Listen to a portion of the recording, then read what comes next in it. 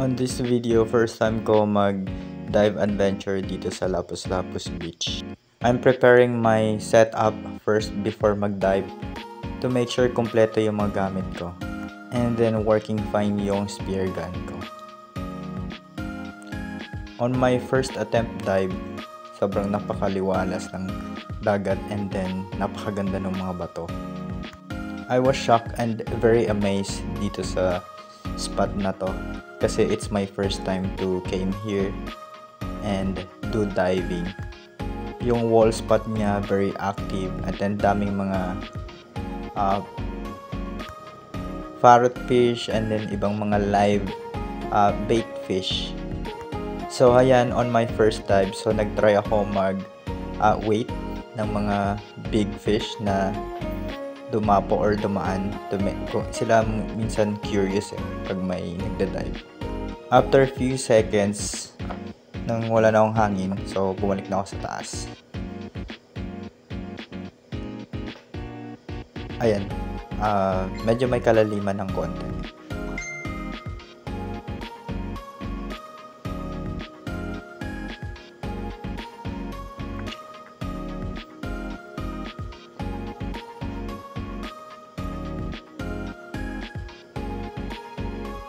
As you can see, kita nyo talaga yung area kung paano ako mag-dive, day dive.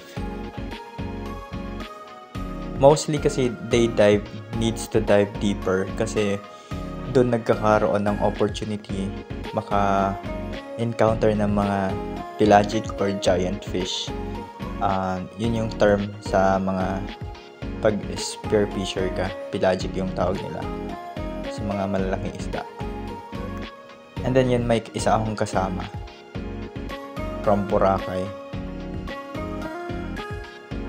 And then this is my second drop. Medyo nafe-feel ko na yung intense.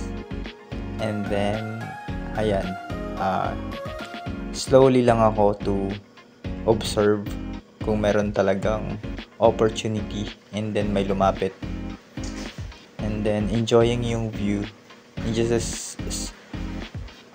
small seconds lang. So nakaka-relax and fulfilling kahit wala akong nakikitang malalaki. Na-relax ko yung view. Lalo pa yung mga maliliit na isda.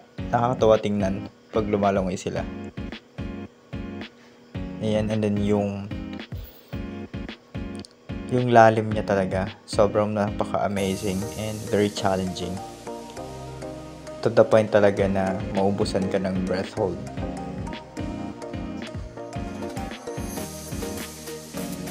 And then third, so may nakita akong good size. I think it's of perdihan tawag sa amin or parrot fish. So I just try yung kung paano tumira ng mga medyo magkagalaw. So ganito, ang hirap isipatin kasi gumagalaw sila. Ayun. I shoot it up pero error. Hindi tinamaan. Then I go up again sa surface.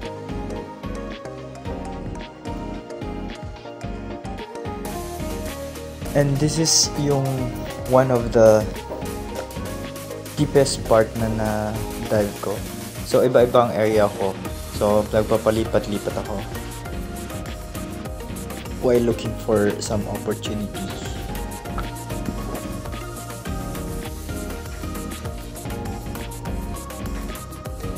So, as you can see, parang siya parang bundok. Need mo bumaba. Pero dito, mga bato-bato talaga siya.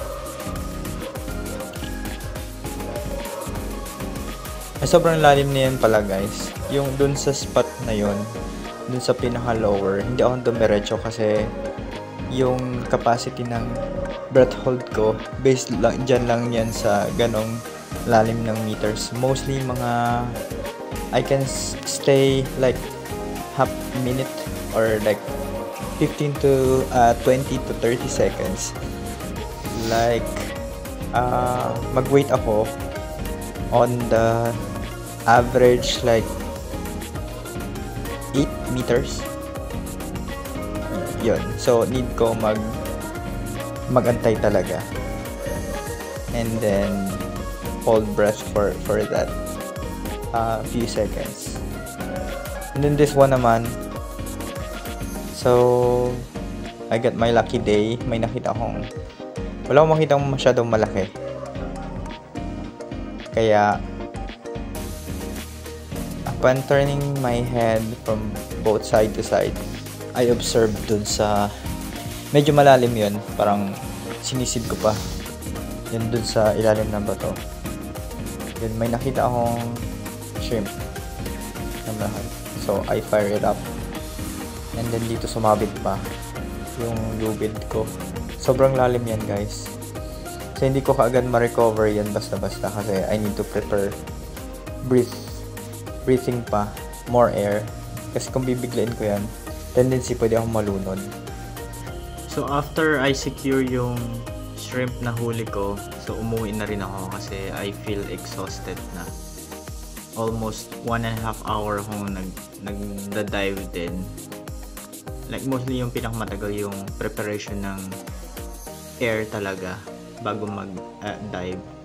So kaya bilang lang yung pag-dive ko. And then that's it.